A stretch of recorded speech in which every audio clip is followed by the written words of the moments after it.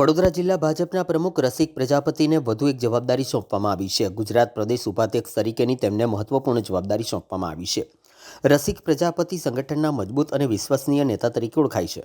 તેઓ વડોદરા જિલ્લા ભાજપ પ્રમુખ તરીકે સફળતાપૂર્વક જવાબદારી નિભાવી રહ્યા છે.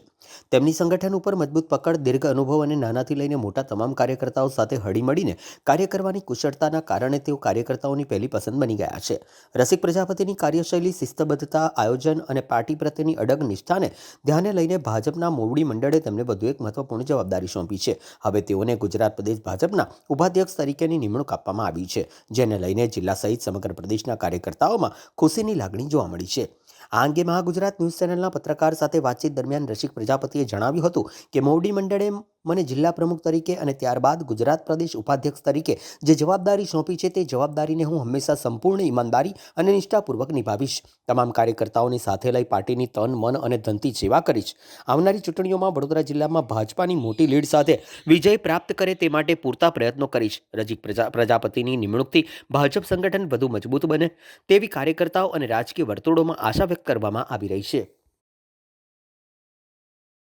વડોદરા જિલ્લા ભારતીય જનતા પાર્ટીના અધ્યક્ષ તરીકે મારી જવાબદારીને લગભગ 8-9 મહિના થયા, પરંતુ ભારતીય જનતા પાર્ટી ગુજરાત પ્રદેશના અધ્યક્ષ ભાઈ જગદીશભાઈ વિશ્વકર્મા અને ગુજરાત પ્રદેશ અમારા મહામંત્રી સંગઠનમાં સન્માન્ય રત્નાકરજી અને ગુજરાત પ્રદેશના સૌ ભારતીય જનતા પાર્ટીના આગેવાનો મારી ઉપર ખૂબ વિશ્વાસ મૂકી અને ગુજરાત પ્રદેશ ભારતીય જનતા પાર્ટીના ઉપાધ્યક્ષ તરીકે જ્યારે મને જવાબદારી આપી છે ત્યારે હું તમામ મોવડી મંડળનો હું આભાર માનું છું કે એક ભારતીય જનતા પાર્ટીના એ બૂથ લેવલનો કાર્યકર્તા હોય કે મંડળનો કાર્યકર્તા હોય અને ભારતીય જનતા પાર્ટીના કાર્યકર્તાને એક કાયમ માટે પાર્ટી એનું ધ્યાન રાખતી હોય છે. ત્યારે આવા નાના કાર્યકર્તાને પણ આવડી મોટી જવાબદારી મળતી હોય ત્યારે અમે સૌ જિલ્લાના કાર્યકર્તાઓ એ મંડળ લેવલના હોય કે પેજ સમિતિના સભ્ય હોય કે બૂથના પ્રમુખ હોય કે શક્તિ કેન્દ્રના ઇન્ચાર્જ હોય કે મંડળના પ્રમુખો હોય અને જિલ્લાના હોદ્દેદારો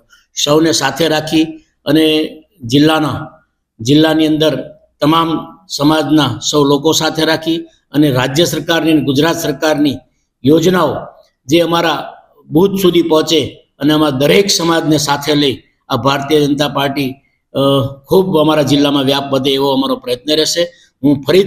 હું મોવડી મંડળનો અને ગુજરાત પ્રદેશને કેન્દ્રના અમારા સૌ દેશના યશસ્વી વડાપ્રધાન સન્માન્ય નરેન્દ્રભાઈ મોદીનો અને ગૃહમંત્રી અમિતભાઈ શાહ અને ગુજરાત મોવડી મંડળનો હું ખૂબ આભાર વ્યક્ત કરું છું કે અમને જે જવાબદારી આપી એ સૌ જિલ્લાના હોદ્દેદારો સાથે રહી અને ભારતીય જનતા પાર્ટીનો વધુમાં વધુ વ્યાપ વધે અને આવનારી તાલુકા પંચાયત, જિલ્લા પંચાયતની ચૂંટણીઓ અને ખૂબ સારા માર્ચિંગથી જીતે એવી શુભકામના પાઠવું છું અને સૌને સાથે રહી આ ભારતીય જનતા પાર્ટીના સૌ કાર્યકર્તા સાથે રહીને કામ કરવાનો અમે પ્રયત્ન કરશું.